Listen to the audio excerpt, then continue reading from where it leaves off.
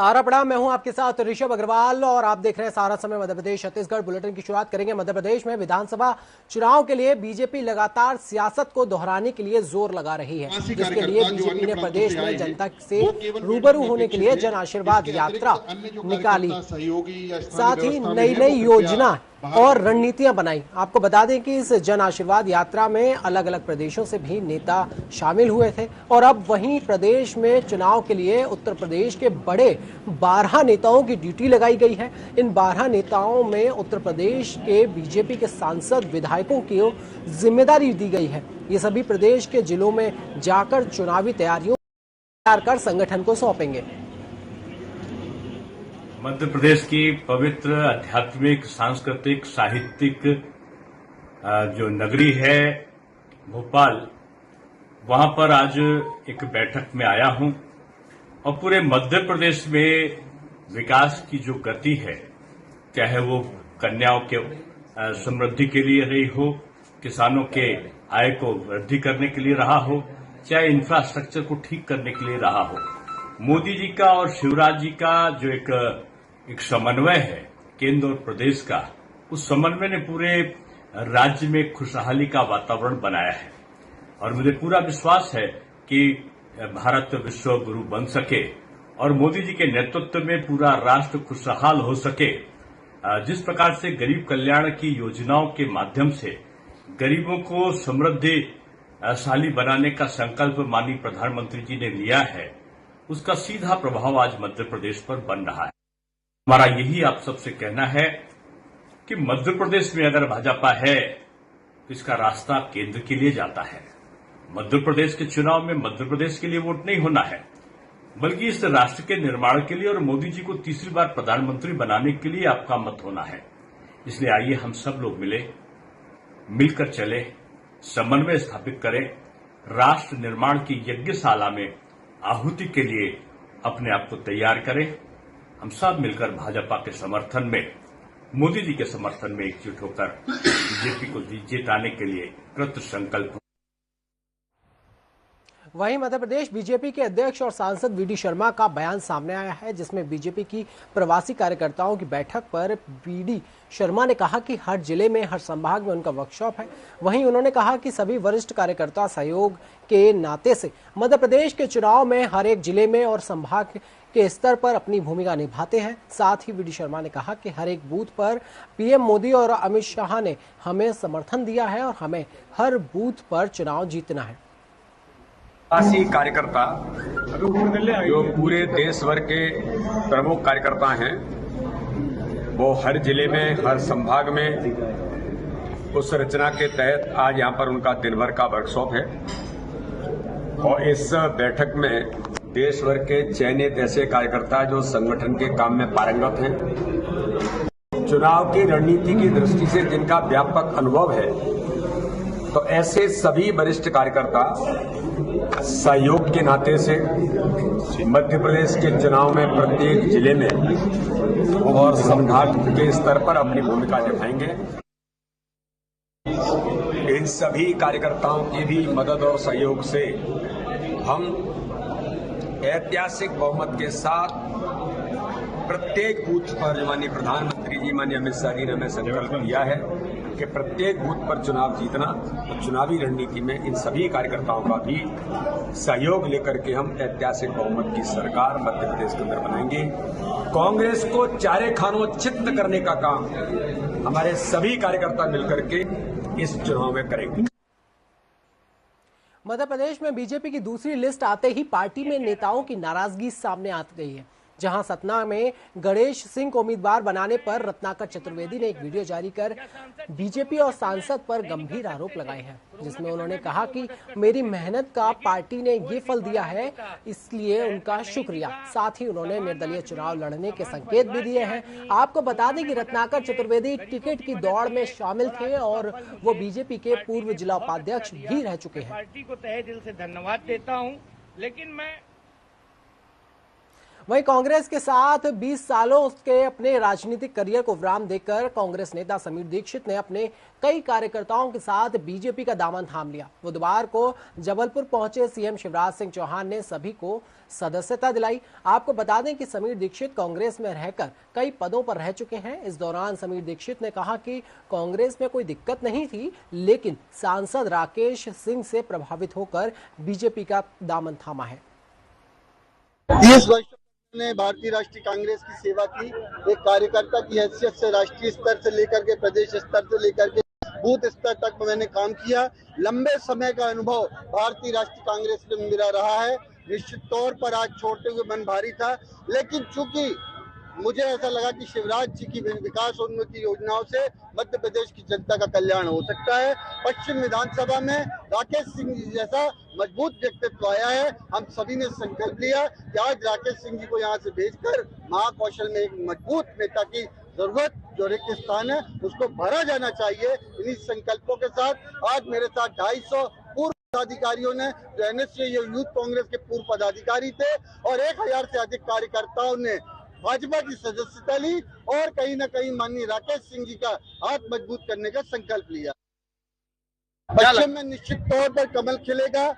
माननीय राकेश सिंह जी के आने से कार्यकर्ताओं में बहुत उत्साह है। न सिर्फ कार्यकर्ताओं में उत्साह है, बल्कि अन्य दलों के युवा भी बहुत जल्दी मेरे साथ और भी लोग भाजपा की सदस्यता लेने वाले हैं और कहीं न कहीं राकेश सिंह जी को मजबूत करेंगे। नहीं, मैं कांग्रेस में बड़े मजे में था और कांग्रेस में मुझे बहुत सम्मान मिला। मैं कहीं भी उपेक्षा का शिकार नहीं हुआ। कांग्रेस में मुझे जितना सम्मान मिला, सारी चीजें मिली, लेकिन मुझे कहीं ना कहीं ऐसा लगता है कि अब समय है कि हम राकेश सिंह जी का हाथ मजबूत करें। माननीय शिवराज सिंह जी का हाथ मजबूत करके कहीं ना कहीं मजबूत सरकार देने का मध्य प्रदेश में काम करें। हमें गर्व है कि हम उस संगठन से संगठन में आए। हम उस संगठन में भी रह के कार्यकर्ता की हैसियत से काम कर रहे थे और इस संगठन में भी कार्यकर्ता की हैसियत से काम करेंगे। मध्य प्रदेश में साल के अंत में विधानसभा चुनाव होने हैं, जिसको लेकर बीजेपी और कांग्रेस पार्टियों के द्वारा युद्ध स्तर पर तैयारियां की जा रही हैं। भाजपा की जन आशीर्वाद यात्रा के बाद कांग्रेस के द्वारा जन आक्रोश यात्रा निकाली जा रही है। जन आक्रोश यात्रा का बोरीबंद विधानसभा में बिल्हरी से आगाज हुआ। इसके बाद यात्रा तेवरी होते हुए शाम सलीमनाबाद पहुंची, जहां पर जनसभा को संबोधित करते हुए कांग्रेस सह प्रभारी महेश गुलवानी ने भाजपा सरकार को 50% कमीशन वाली सरकार बताते हुए कहा कि पैसों के बल पर चुनी सरकार को गिराया जाएगा। भाजपा ने जनता को कुछ दिया नहीं तो आशीर्वाद यात्रा के कोई मायने नहीं। देखिए, जैसा कि आप लोगों हमारे बहुत साथी भाई हैं, आप लोगों को ये चीज़ पहले से भी पता है और हमने ये चीज़ पहले से भी मांग रखी है। पूरे विधानसभा क्षेत्र में लोकल प्रत्याशी की मांग है। हमने कमलनाथ जी से भी अपनी बात रखी है और निश्चित रूप से हमें पूर्ण आशा है कि इस बात पे कमलनाथ जी विचार करेंगे और यहाँ से एक लोकल प्रत्याशी देंगे। मैं निश्चित रूप से यहाँ बहुत निरंतर तत्पर हूँ यहाँ के लोगों के लिए। यहाँ की समस्याएं मैंने हमेशा जोर शोर से उठाई हैं। आज जन आक्रोश यात्रा के बीच में भी मैंने इन बातों को रखा है। देखिए, इसका फायदा क्या होने वाला है ये आप अभी देख रहे हैं। इतनी रात को भी ये कार्यक्रम हुआ और यहाँ पर जो है हजारों की संख्या में माताएं, बहनें, हमारे दोस्त भाई ग्रामीण क्षेत्र से आए सारे लोग यहाँ पर इंतजार कर रहे थे इस यात्रा का। तो ये निश्चित रूप से एक परिवर्तन की बात है और ये परिवर्तन की लहर है और निश्चित रूप से यहाँ पर एक परिवर्तन आप लोगों को देखने को मिलेगा। मध्य प्रदेश सरकार के खिलाफ कांग्रेस पार्टी द्वारा जन आक्रोश यात्रा पूरे मध्य प्रदेश में निकाली जा रही है। इसी क्रम में यात्रा इटारसी पहुंची। यात्रा के पहुंचने के पूर्व अखिल भारतीय कांग्रेस के महासचिव और राज्यसभा सांसद रणदीप सिंह सुरजेवाला ने प्रेस वार्ता में केंद्र और मध्य प्रदेश की सरकार को आड़े हाथों लेते हुए भ्रष्टाचार के गंभीर आरोप लगाए। जन आक्रोश यात्रा में मिल रहे जन समर्थन, जनता के आक्रोश और जिस प्रकार से लोग अपने आप सड़कों पर निकले हैं शिवराज सरकार के किले को ढाने के लिए, भाजपाई किले को ढाने के लिए, उससे साफ है। मैं एक बात और कहना चाहूंगा, आज जो महाकाल लोक में हुआ उस घटना ने शिवराज सरकार के पाखंड और प्रपंच की पोल खोल दी। एक ऐसी 12 साल की हमारी अबोध बेटी जिसके साथ अनाचार और बलात्कार हुआ, वो लड़की 8 घंटे तक महाकाल लोक थाने के क्षेत्र में घूमती रही, अर्धनग्न, आधे कपड़े फटे हुए, खून बहता हुआ, खून रिसता रहा। परंतु शिवराज सिंह चौहान की सरकार और शिवराज सिंह चौहान उत्सव मनाते रहे। जब उनके गृह मंत्री से ये पूछा जाता नरोत्तम मिश्रा जी से, तो बोलते हैं रिपोर्ट लेंगे। किसी हीरोइन के कपड़े छोटे हो जाते तो नरोत्तम मिश्रा को पता चल जाता बॉम्बे से यहां। पर आज हमारी एक बेटी से अनाचार हुआ, उसकी आत्मा छलनी हुई, मां भारती की आत्मा छलनी हुई। परंतु शिवराज सिंह चौहान, नरोत्तम मिश्रा, माननीय नरेंद्र मोदी, जेपी नड्डा, अमित शाह, किसी के मुंह से एक शब्द नहीं निकला। अरे सांत्वना का शब्द नहीं बोल सकते तो उन दरिंदों को तो गिरफ्तार कर लो। भारतीय जनता पार्टी की सरकार में मध्य प्रदेश में 8 महिलाओं के साथ अनाचार और बलात्कार हर रोज होता है। 58,000 महिलाएं इसका शिकार हो चुकी, 68,000 महिलाओं का अपहरण हो चुका। अब पाप का घड़ा भर गया है और पाप का घड़ा भरने के बाद मध्य प्रदेश की जनता उसे तोड़ने के लिए मैदान में है और जनता ये कह रही है भाजपा को कि सिंहासन खाली करो, क्योंकि जनता आती है।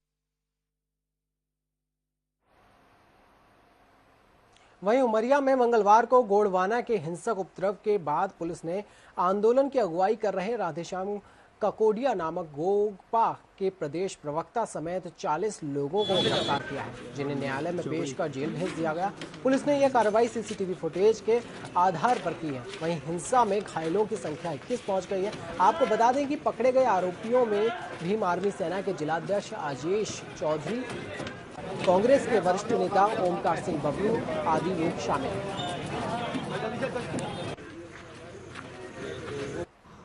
श्री राधेश्याम काकोडिया और उनके साथ में लगभग 40 लोगों को विभिन्न प्रकरणों में माननीय न्यायालय में प्रस्तुत किया हुआ है, जहां से उनका जेल वारंट बन गया है और उनको हम जेल दाखिल करने जा रहे हैं। भैया इसमें किसी को रिमांड भी लेने की जरूरत नहीं, अभी हमने किसी का रिमांड नहीं लिया है। भैया इसमें कांग्रेस के एक जिला पंचायत सदस्य गिरफ्तार हुए, क्या कांग्रेस के इन्वॉल्वेशन है क्या? अब इसमें भी ऐसा कुछ नहीं है। अब यदि कोई जनप्रतिनिधि हैं तो इसके बारे में जब तक पूरी तरीके से जानकारी इकट्ठा नहीं कर लेंगे तब तक कुछ भी बोलना जल्दबाजी होगी।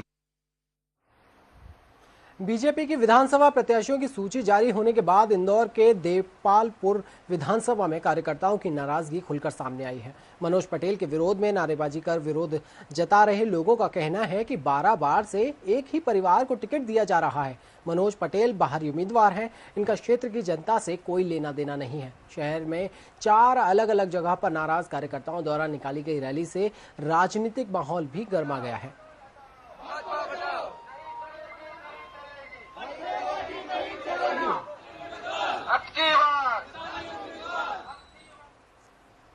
वहीं 10 दिवसीय गणेश उत्सव के बाद पितृपक्ष चालू हो रहा है, जिसमें श्राद्ध कर्म और पिंड दान किया जाएगा। 29 सितंबर से चालू होने वाला पितृपक्ष 14 अक्टूबर तक रहेगा। पितृपक्ष में कैसे श्राद्ध करना चाहिए, कैसे क्रियाएं करनी चाहिए, इसके बारे में जानकारी दे रहे हैं आचार्य पंडित रामचंद्र शर्मा।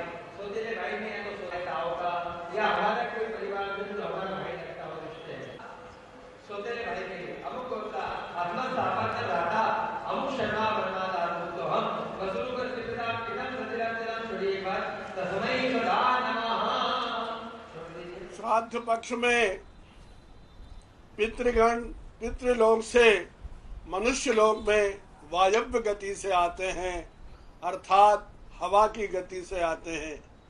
और श्राद्ध पक्ष में यह देखते हैं पितृगण कि हमारे परिजनों के निमित्त जो दिवंगत हुए हैं उनके निमित्त श्राद्ध कर्म हो रहा है अथवा नहीं।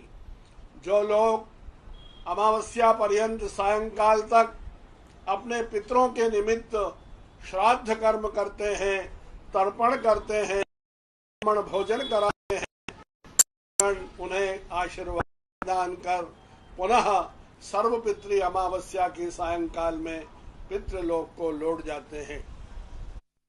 इस वर्ष 30 सितंबर को पूर्णिमा तिथि है और पूर्णिमा का जो श्राद्ध है उसके साथ ही प्रतिपदा का श्राद्ध भी होगा। महालय का आरंभ पितृपक्ष में होता है। वहीं 30 तारीख को द्वितीया का श्राद्ध होगा। चतुर्थी तिथि का क्षय है। वहीं अष्टमी तिथि की वृद्धि है। अष्टमी तिथि 2 दिन होगी। इस प्रकार पितृपक्ष पूरा 15 दिनों का होगा। उज्जैन में हुए दुष्कर्म की घटना को लेकर वित्त मंत्री जगदीप देवड़ा ने सोशल मीडिया पर घटना को अमानवीय बताया। साथ ही वित्त मंत्री ने लिखा कि मैंने जिले के अधिकारियों से चर्चा कर सख्त निर्देश दिए हैं कि अपराधी किसी भी कोने में हो, उन्हें जल्द से जल्द गिरफ्तार किया जाए। हम दोषियों को किसी भी कीमत पर बख्शेंगे नहीं। महाकाल की धरती को कलंकित करने वाले गुनहगारों को कड़ी से कड़ी सजा मिलेगी।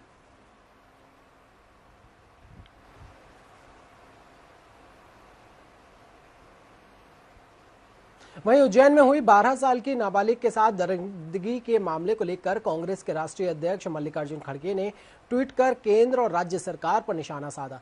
राष्ट्रीय अध्यक्ष खड़गे ने ट्वीट कर लिखा कि महिलाओं के साथ दुष्कर्म के सर्वाधिक मामले बीजेपी शासित प्रदेश मध्य प्रदेश में ही हैं, जहां हर दिन 8 रेप